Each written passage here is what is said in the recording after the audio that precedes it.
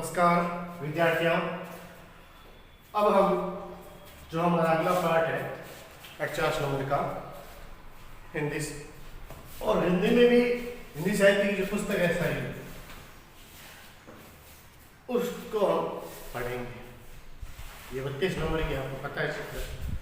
तो 50 नंबर में ये किताबें दो किताबें आपको पता है। तो यहाँ पहला पार्ट है कबीर। कबीर के बारे में पढ़ेंगे। कबीर क्या कहते हैं, कबीर के दोहे क्या कहते हैं, कबीर के पद क्या कहते हैं। हमने शुरुआत की थी काव्यांग परिचय से। 16 नंबर का टॉपिक पूरा किया। हिंदी साहित्य का इतिहास 16 नंबर का टॉपिक पूरा किया। अब ये जो टॉपिक है किताबों वाला 48 नंबर वो टॉपिक करते हैं। अब बात करते हैं कबीर। कबीर का अर्थ क्या होता है? कबीर का अर्थ होता है महान। कबीर शब्द ऐसे ही नहीं पड़ा इसमें। महान शब्द, महान व्यक्ति तो है होने के कारण उनका नाम महान। ठीक है।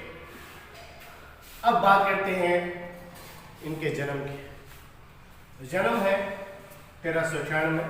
कहाँ हुआ? काशी। आप विक्रम संवत से भी याद कर सकते हो और ईस्वी से भी याद कर सकते हैं। विक्रम संवत याद करना हो तो 57 साल जोड़ने होते हैं, आपको पता ही। और ईस्वी याद करनी है तो सीधे 57 साल इससे विक्रम संवत से घटा सकते हैं। इसलिए जो भी अपने विधि है आप ईस्वी याद करते हो या विक्रम संवत, वो आप पर डिपेंड।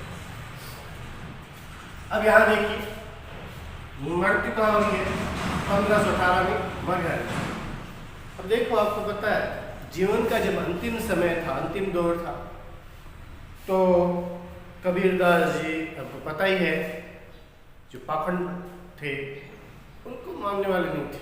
वो कुछ अलग विचारधाराओं के थे और वो ये कहते हैं, सुना कि काशी में उन्होंने यही सुन रखा था कि काशी में मरने पर मोक्ष मिलता है। लोग आ रहे थे मृत्यु के समय, वहां पर आकर निवास करने लग जाते थे, दुख पाते थे, परेशान होते थे।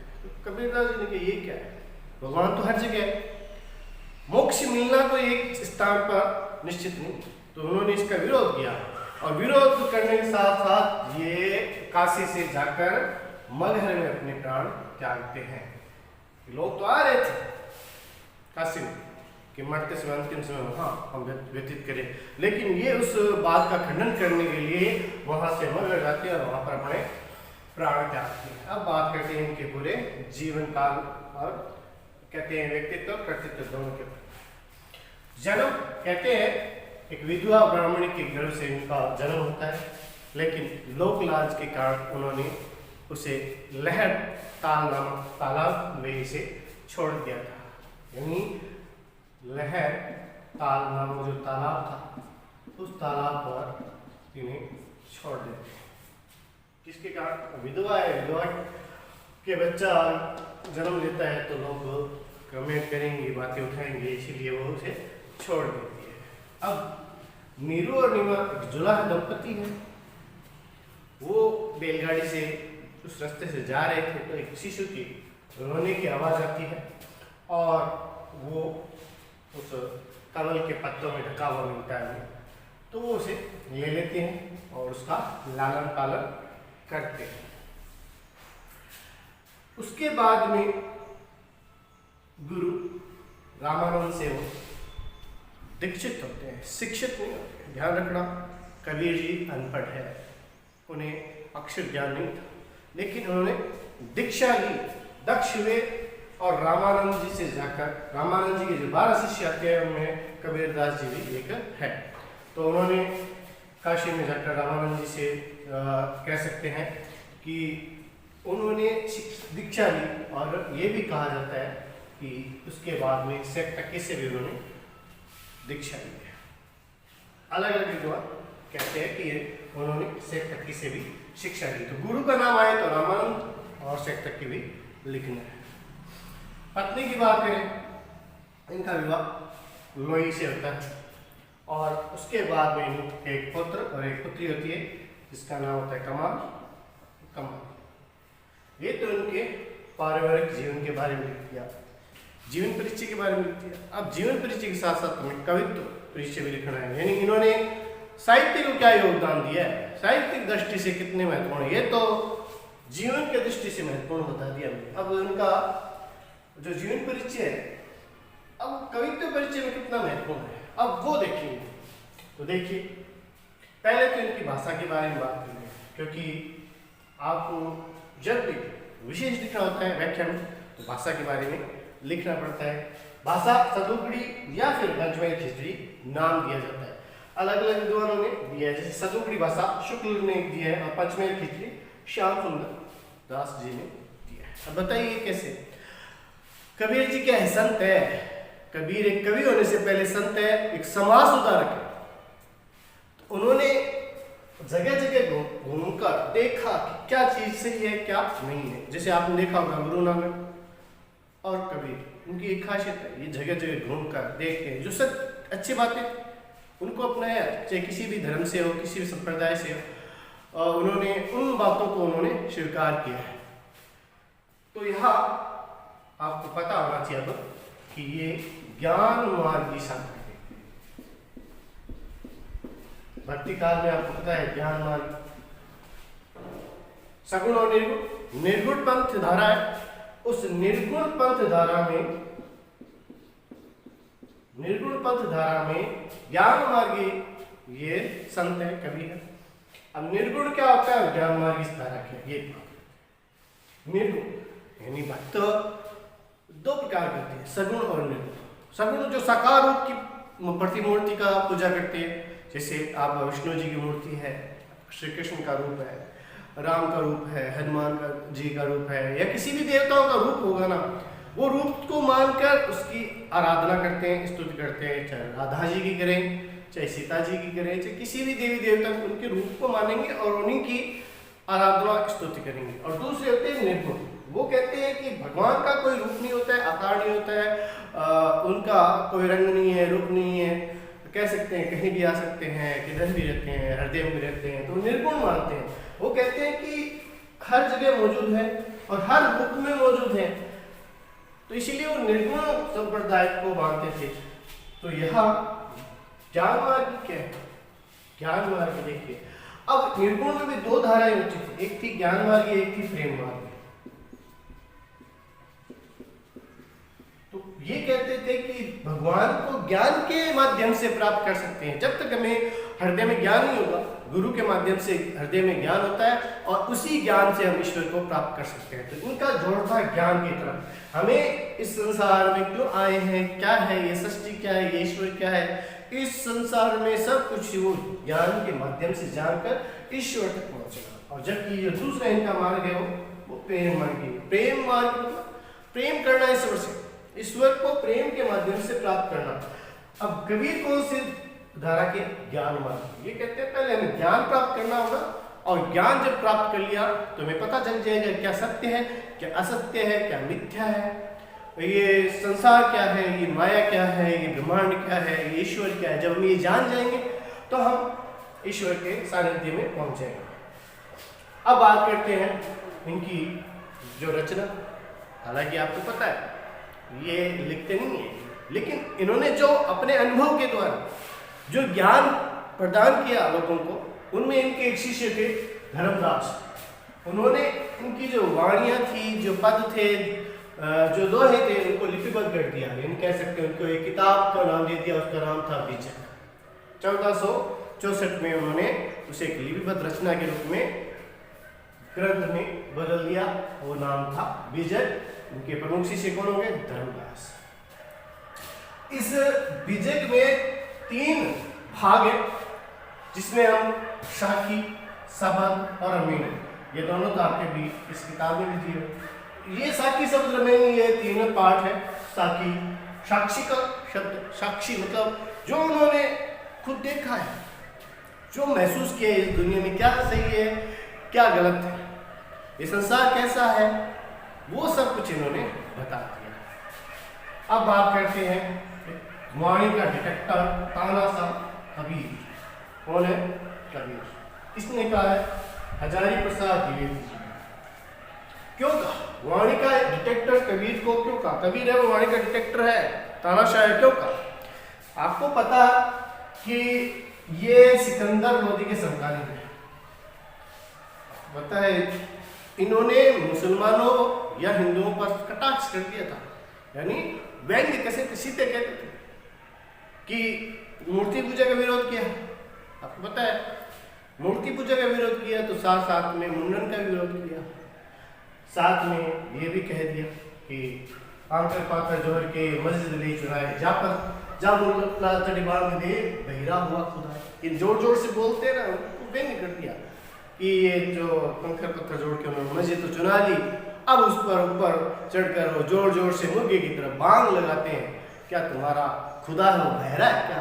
तो इतना कहते हैं। फिर लोगों ने सिकंदर लोदी से कह दिया कि देखिए हमारे समाज में ये क्या धारणा पैदा कर रहा है, कैसी बातें कर रहा है। तो फिर सिकंदर लोदी ने क्या किया, इसको बंदी बना लिया, कबीर को बंदी बना दिया और कहते हैं समुद्र में डाल दिया, और समुद्र में बच भी जाते हैं। तो पूछते हैं और कहते हैं दरबार जो पैस लाए, पैस करते हैं तो बहुत अच्छी बातें कहते हैं, बहुत बढ़िया बढ़िया बात कहते हैं। तो उससे सिकंदर लोदी बड़े प्रभावित होते हैं और कहते हैं कि भाई निर्भीक होकर जीवन व्यतीत करो। तो कहने का मतलब है यानी वहां भी राजा के सामने भी डरते नहीं है, जैसा आता है वैसा बोल देते हैं, जो सही था उसको बोलने से कतराते नहीं थे, डरते नहीं थे। फिर बात करते हैं कबीर भगवान विष्णु के नरसिंह अवतार की प्रतिमूर्ति है। ये भी हजारी प्रसाद द्विवेदी ने कहा, यानी नरसिंह अवतार की तरह नष्ट करने वाले, जो पूरी तरह से इस पाखंड विखंडन को, जो ये ढोंग है उसको दूर करने वाले जो सबसे ज्यादा थे वो यही थे। जाति इनके आपको पता ही है जुला है, क्योंकि जुला दंपति थे, भी मैंने बताया नीर और नीवा जुला दंपति थे जिन्होंने इनका पालन पोषण किया था, तो इनकी जाति भी जुला है। और इन कबीर को भारत का मार्टिन लूथर भी कहा जाता है। मार्टिन लूथर कौन है आपको पता है? यूरोप में जो सबसे ज्यादा धर्म के नाम पर बोलने वाला कि धर्म है वो क्या अफीम है, यानी धर्म से लोगों में कहते हैं जो एक अच्छा होना चाहिए वो ना होकर धर्म पोप पादरियों का एक तरह से षड्यंत्र का माध्यम बन गया था। तो यहाँ भी वही चीज हो गई थी, धर्म के नाम पर लूटपाट भेदभाव, उसका कबीर ने विरोध किया था। तो इसीलिए उन्हें मार्टिन लूथर कहा जाता है भारत का। तो यहाँ ये तो हुआ कबीर का परिचय, व्यक्तित्व, कर्तृत्व। अब हम इस बार में आए हुए जो दोहे हैं और पद हैं उनको पढ़ेंगे। तो पाठ की जो व्याख्या है उसको हम समझेंगे। पहले तो आप कबीर को समझो, फिर जाकर आप पाठ को समझ सकते। कबीर कैसे है, अगर आपने ये समझ लिया तो पाठ भी समझ में आ जाएगा। कबीर है वो गुरु की महानता बताने वाले, निर्गुण ब्रह्म की बात करने वाले हैं। तो अब आपको ये भी पता होना चाहिए, जो सांसारिक विषय वासनाओं से दूर रहने की बात करेंगे और गुरु के ज्ञान के माध्यम से वो इस संसार के भवसागर को पार करना चाहिए। अब यहाँ हमें पहले दोहे से बात करते हैं। दोहा छंद पता चलो, दोहा छंद क्या पढ़ा था हमने, 13-11 जो मात्रा आती है वहाँ दोहा छंद होता है, मात्रिक छंद होता है, अर्धमात्रिक छंद होता है, ये हमने नहीं जाने थे। अब बात करते हैं कि यहाँ इस दोहे का अर्थ क्या है। गुरु गोविंद तो एक है, दूजा यहू आकार, आपा मेट जीवित मरे तो पावे करता। क्या कहा? गुरु गोविंद तो एक है। गुरु को क्या बोले? गुरु यानी गुरु और गोविंद एक ही है। इन गोविंद का क्या मतलब यहाँ पर? ईश्वर से, भगवान से, प्रभु से। तो यहाँ क्या है कि गुरु और जो भगवान है ना वो तो एक ही है, एक रूप ही है उनका। गुरु और भगवान में कोई अंतर नहीं है। यानी बात यह है कि गुरु को भगवान की तरह न बनाकर उनको एक जैसा रूप दे दिया, तुलना नहीं की है, सीधे ही बता दिया कि गुरु भगवान ही है। तो गुरु और भगवान का एक ही है, दूजा ही है आकार। तो आकार, आकार का मतलब क्या होता है? आकार मतलब रूप, रंग, या फिर उपाधि इनकी। ये अंतर क्या है? अंतर में तो रूप में होगा या आकार में होगा, लेकिन है तो एक ही। कैसे? गुरु भी कल्याण करने वाले हैं और भगवान भी कल्याण करने वाले हैं, लेकिन भगवान का कल्याण करेंगे जब गुरु का सानिध्य मिलेगा, गुरु का आशीर्वाद मिलेगा, गुरु का मार्गदर्शन मिलेगा। तो कहते दोनों एक ही हैं, लेकिन कुछ लोग क्या उन्हें अलग अलग मान लेते हैं कि गुरु तो अलग है, भगवान अलग है, भगवान का तो स्तुति करते रहते हैं और गुरु की इज्जत ही नहीं करते हैं। तो बिना गुरु की इज्जत के भगवान नहीं मिलने वाले। यही बात कबीर जी यहाँ बता रहे हैं। फिर बात क्या कर रहे हैं? पहली लाइन में बता दी कि गुरु और भगवान तो एक ही है, अंतर क्या है? इस आकार का, इस रूप रंग का है, और कोई अंतर नहीं होगा, वो एक ही चीज है। यानी गुरु को भगवान बना दिया। आपा बेटी जीवित मरे तो पावे करतार। करतार बोलते हैं भगवान को। अब भगवान को कैसे प्राप्त कर सकते हो, ये बात बताइए। क्या? कि आपा बेट जीवित मरे। आपा मतलब अहंकार। अहंकार को मिटाना पड़ेगा, आपके घमंड को मिटाना पड़ेगा। ये मनुष्य जन्म लेकर भी हम घमंड करने लगते हैं कि हम ही सर्वा है, ऐसा नहीं होगा। आपको घमंड मिटा, अपना जो घमंड है, अहंकार है, इसे त्यागना होगा और जीवित मरे। जीवित मरे का मतलब ऐसा मनुष्य जो इस संसार में है लेकिन सांसारिक जो विषय वासनाओं से मुक्त है, वो है जीवित व्यक्ति भी मरे हुए के समान। जिस प्रकार मरे हुए व्यक्ति के लिए सब तुच्छ है ये चीजें, उसी प्रकार संत के लिए क्या है? ये सांसारिक चीजें तुच्छ है, उसके लिए ये बड़े से बड़े जो भोगविलास है ना, वो भी तुच्छ है। तो भगवान मिलेंगे जब आप इस सांसारिक विषय वासनाओं को त्याग दोगे ना, तब जाकर भगवान मिलेंगे। तो यहाँ ये बात बताई गई है कि आप अपना अहंकार को मिटाइए और जीवित मरे यानी सांसारिक विषय वासनाओं को त्याग दीजिए, तब जाकर आपको क्या मिलेगा? अपने ईश्वर मिलेंगे, अपने भगवान मिलेंगे। तो यहाँ बात जो पहले में आपको अगर ये समझ में आ रहा है ना, क्या गुरु की महिमा होती है। बिना गुरु के आप ये नहीं कर सकते।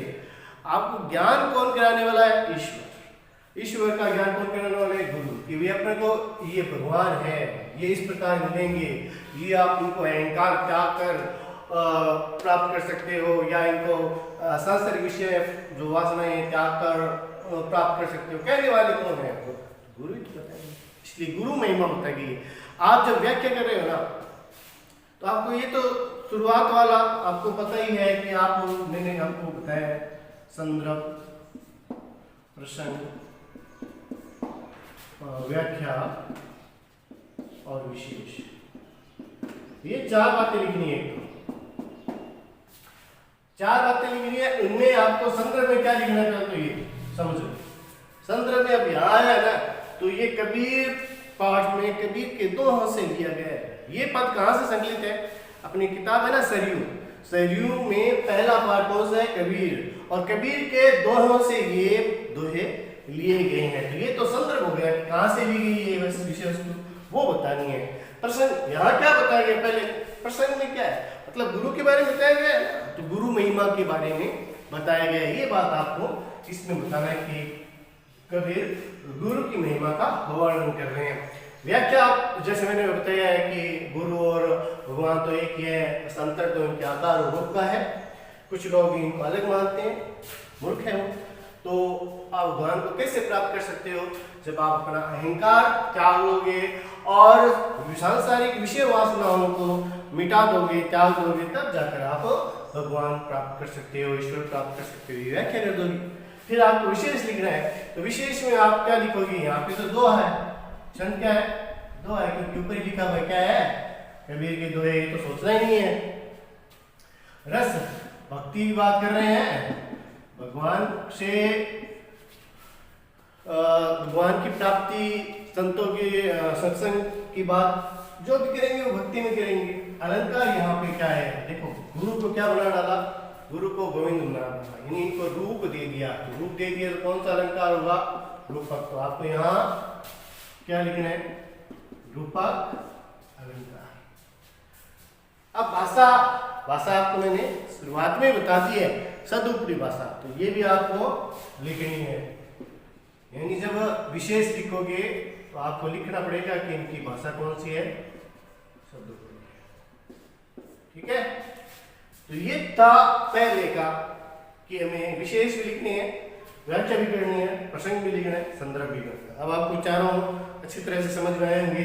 यहाँ विषय वस्तु कहाँ से ली गई है, यहाँ जो विषय वस्तु है उसके बारे में होता है कि क्या है, यानी इसके बारे में क्या बात कर रहे हैं, किस टॉपिक को मुख्य मुद्दा बनाया गया है। जैसे यहाँ पर गुरु की महिमा का वर्णन हो रहा है तो आपको वही लिखना है।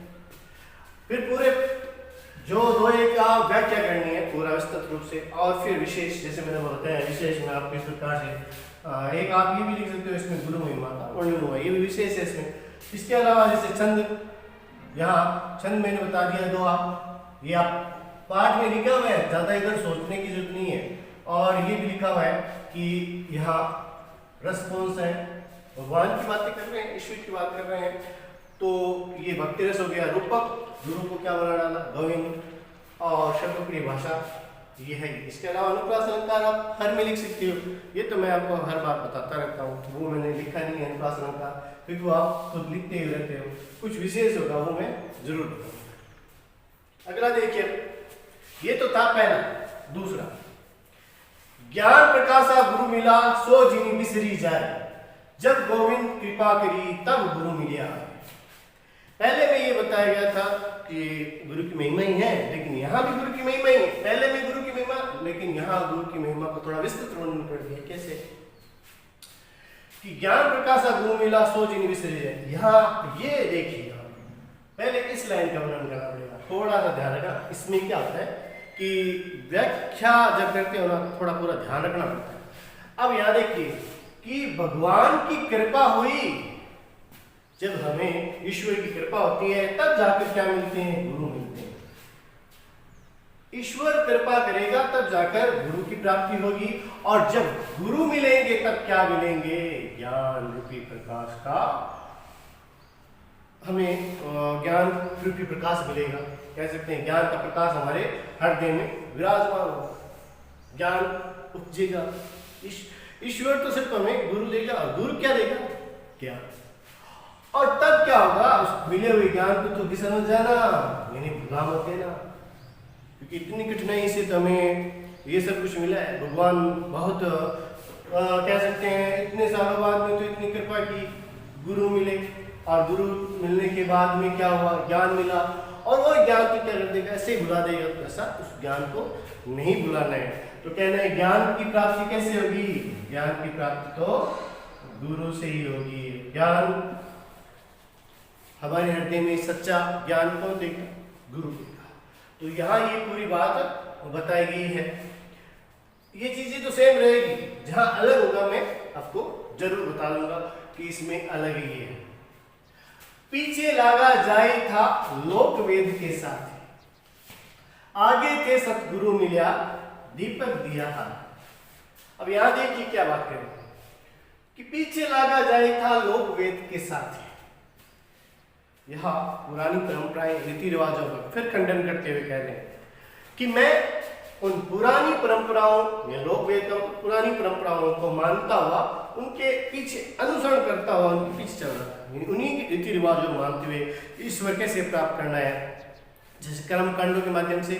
और आपको पता है हवन यज्ञ उस समय ये कर्म कांड चल रहे थे, तो वो उसी का विरोध करते हुए कह रहे हैं कि मैं तो उसी कर्म कांडों का जो है अनुसरण करते हुए उनके पीछे जा रहा था, उन्हीं का अनुसरण कर रहा था। आगे थे सदगुरु मिला दीपक दिया हाथ। आगे क्या आते हैं, सदगुरु मिल जाते हैं। जिस रास्ते पे भटक गया था उस भटके हुए रास्ते पे मुझे क्या मिल जाते हैं, गुरु, और वो दे देते हैं दीपक।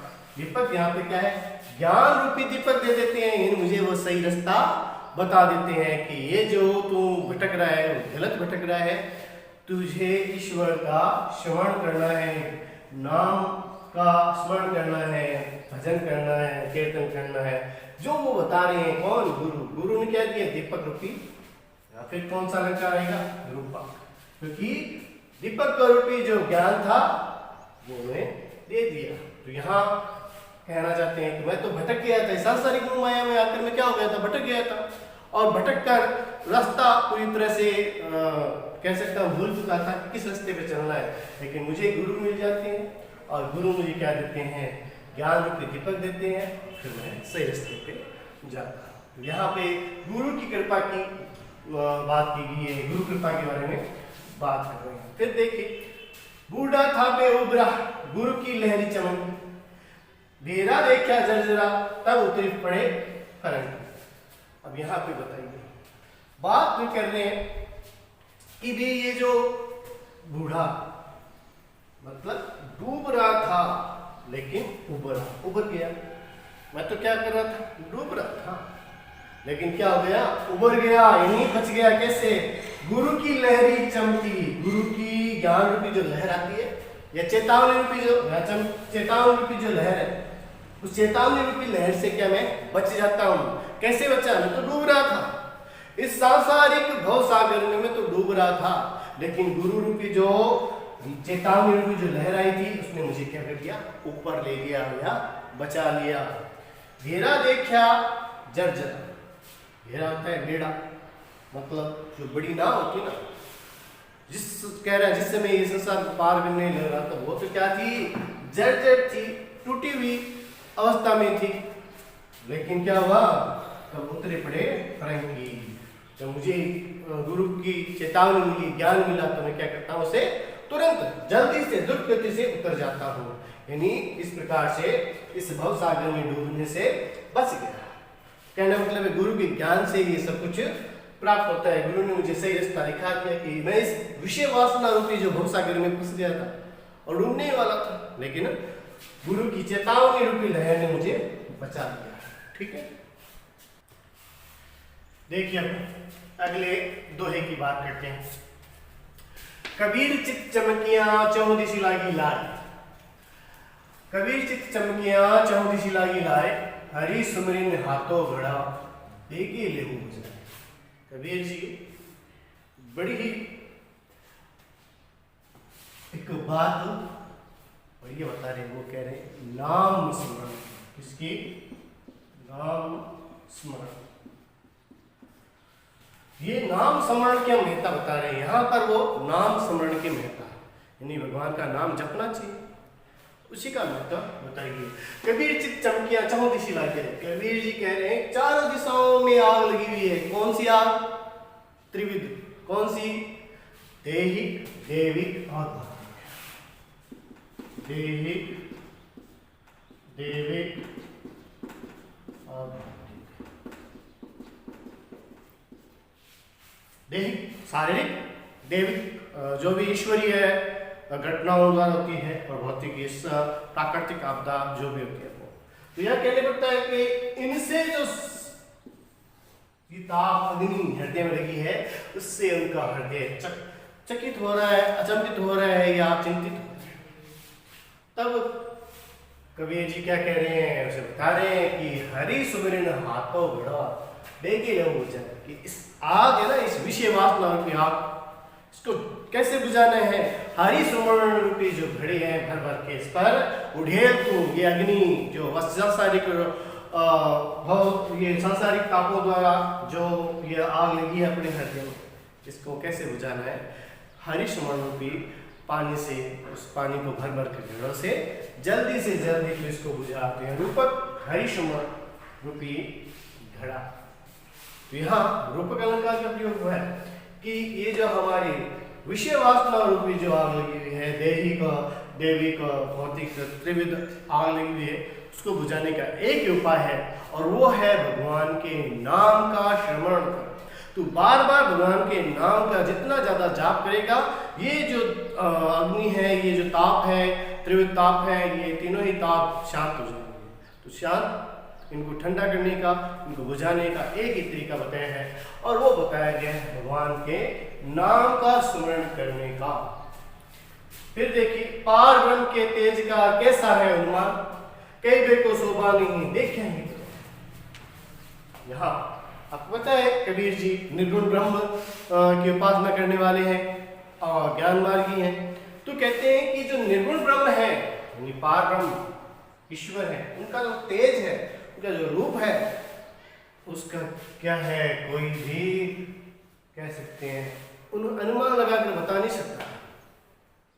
उनका अनुमान लगाकर ये नहीं बता सकता कि इतना है, ये है, इनका आकार ऐसा होता है, इनका रूप ऐसा होता है, इनकी छवि ऐसी है, कोई बता नहीं सकता। क्यों? कई देखो शोभा नहीं, कहने का अवर्णनीय है, अवर्णनीय है। उनकी शोभा अवर्णनीय है, उनकी शोभा का वर्णन नहीं किया जा सकता। तो क्या हो सकता है? देख ही प्रमाण, इनको तो सिर्फ देख कर ही महसूस कर सकते हैं। जिस प्रकार गूंगा व्यक्ति होता है, अगर उसको कोई भी मिठाई गुड़ दे दो तो वो उसका आनंद तो ले सकता है, लेकिन किसी को बता नहीं सकता है।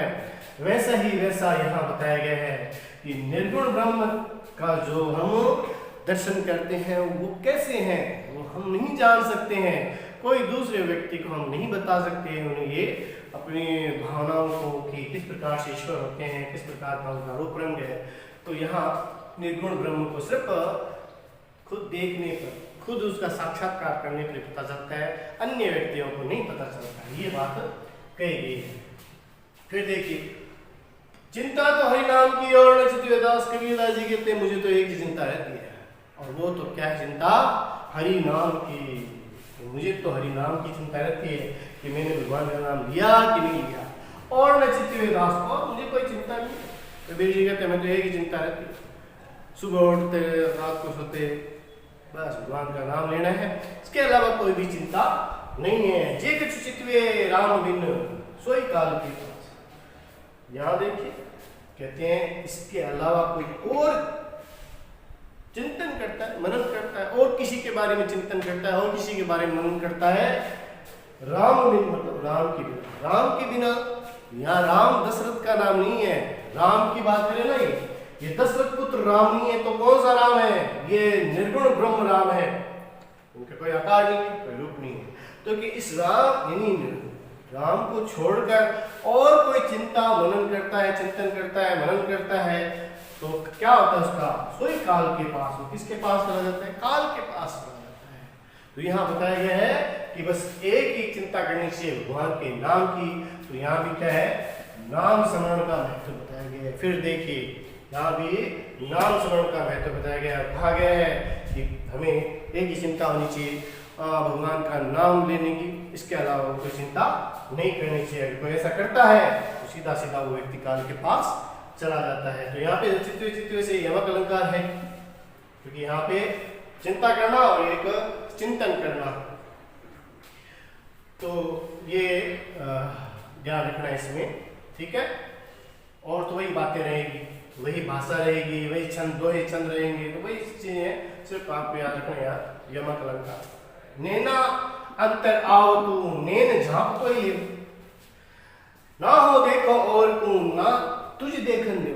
कबीरदास जी प्रेम का जो एकाधिकार होता है ना, उसके बारे में वर्णन करते हुए कहते हैं कि हे ईश्वर, हे प्रभु, आप मेरे नैनों के अंदर समा जाओ, फिर क्या कर लूं? मैं नेत्रों को बंद कर लूंगा। यानी आप मेरे नेत्रों में समा जाओ और फिर मैं उन नेत्रों को बंद कर लूं। ना हो देखो और पता नहीं हूं मतलब मैं ना तो मैं किसी और को देखूं और ना तुझे देख कर लूंगा, तुझे फिर ढक लूंगा ना बंद कर लूंगा ना, कोई तुझे देख भी नहीं सकता। तो वही बात है, एकाधिकार की बात की गई है, प्रेम का अधिकार की। जो कुछ हो आप मेरे हो, मैं आपको बंद कर लूंगा आंखों में, ताकि ना किसी और को देखूंगा और ना आपको देख नहीं।